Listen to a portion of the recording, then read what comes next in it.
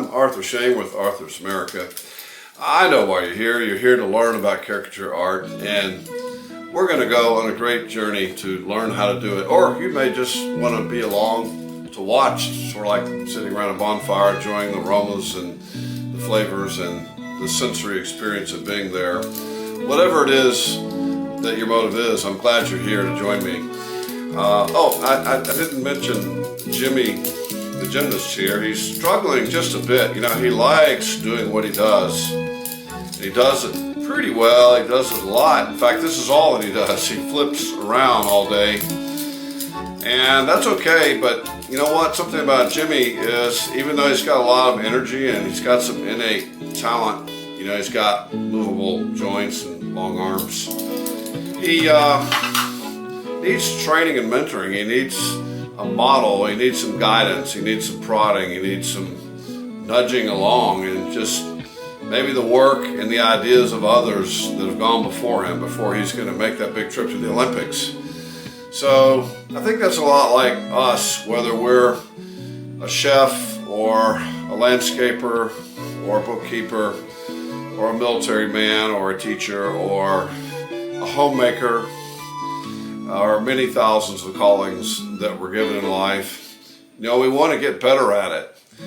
And we do that by practice, and we do that by having some ability, but also we model after others, and we look at others' ideas, and we get this imprinting effect. So that's very important. You know, God created us to create. Genesis 1:27 says we're created in the image of God, male and female. He created them. So we're created to create. We're created in the image of God. So thus we have all the architecture and music and buildings and cars and inventions in this world that we live in, because God gave us these special brains to do all that. We're just conduits for it. And we're going to do a mystery icon drawing next. And I'm going to have you figure out who it is. We'll provide some clues and narration. But this is certainly somebody that maxed out their life in being that channel for what God's gifts were for this person. And he liked to use the term plussing.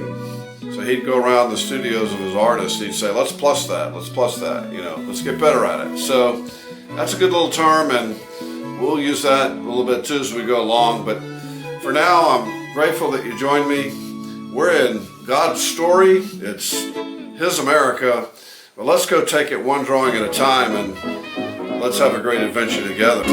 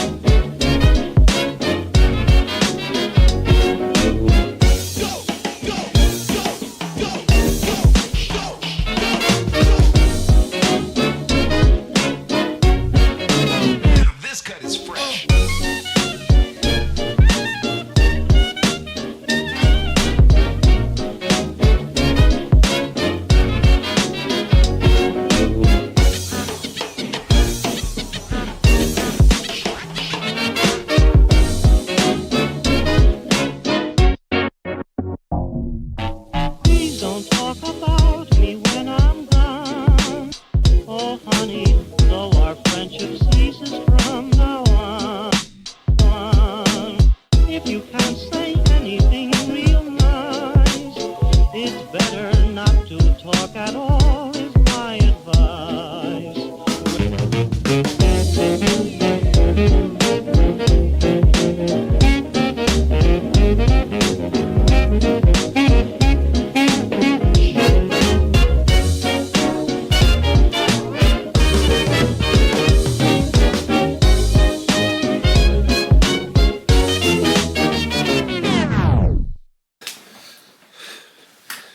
So most of us probably figured out that this is one Walter Elias Disney, American icon of the 20th century, entertainer, mogul, movie mogul, creator of Mickey Mouse and many other projects, including Disneyland.